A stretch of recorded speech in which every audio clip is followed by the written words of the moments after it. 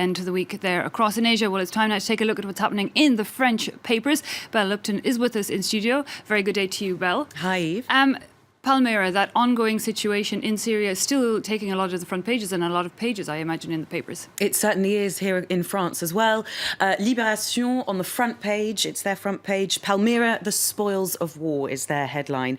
And then again on La Croix, a Catholic paper in France again, and they have the headline, IS still winning.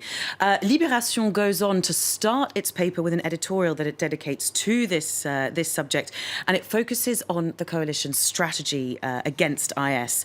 So here it says the Syrian army has lost all its power and it fled in the face of what it calls IS monsters. Liberation says we can't discount the theory that Assad's forces may have actually made a calculated decision to leave Palmyra to IS in order to force the world to come to Syria's aid.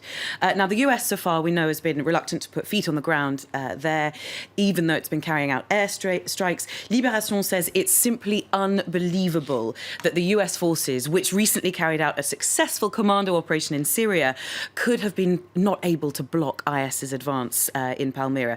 So Obama, they say, is uncertain of his strategy in Syria. The only hope, they think, is that Palmyra will serve as some kind of electric shock to the US. OK, well, we did hear from the White House there admitting it was a setback, however, is still reluctant to put boots on the ground. Anything in the papers about the US commitment to the situation? Yeah, so, I mean, we know that yesterday we were talking about 1,000 anti-tank rockets that the US had pledged to send to Iraq. Now, Le Figaro says that this is indicative of the US's policy. The cold, hard truth, it says, is that the US is more interested in Iraq than it is in Syria, which it's given up on. So Catholic, that's obviously a geopolitical strategy of theirs. Catholic paper La Croix talks of a strategic desert. IS's adversaries are lacking any kind of coordination.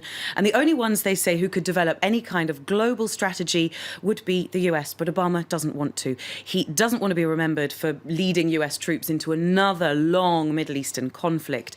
So La Croix, this Catholic paper, again turns that spotlight onto the international community's strategy. Sorry, turns it from the international community's strategy to IS's own strategy. And it tells a story here of an organization that's basically gone from a terrorist organization to a proto-state, which is what it calls it, looking at the finances. So it used to get its money from racketeering, from private donations, from hostage situations, hostage money that it got. Now what it does is it collects taxes from its territories and it sells petrol. So basically it's a proto-state. OK, yeah, there's quite a scary development that they're happening across Syria and Iraq. Well, moving away from the Middle East, an economic story now that affects basically all of us, or at least the 34 countries that are signed up to the OECD. Yeah, so this is a report from the OECD, which is a think tank based here in Paris. The gap between rich and poor has soared in the last 30 years, it says. Now, Le Parisien, a mid-market tabloid, goes straight for that sensationalist headline. Inequality takes hold. It says that the OECD report shows France as one of the worst offenders in the gap between rich and poor. Now, Les Echos, a financial paper, takes a little bit more of a fuller picture, let's say, in this report, and says that no, hang on, France isn't the worst offender. It's actually quite near the OECD average, although inequality did accelerate quite strongly from 2007. The US is the worst offender, followed by the UK. OK, very quickly, a final story that I believe is very close to your heart. It is. I'm a bit of a preacher when it comes to recycling food waste. And it seems now that the National Assembly agrees with me in France. According to the Huffington Post, yesterday it voted on a series of measures to stop industrial food waste. No more will we see supermarkets throwing bleach on waste food.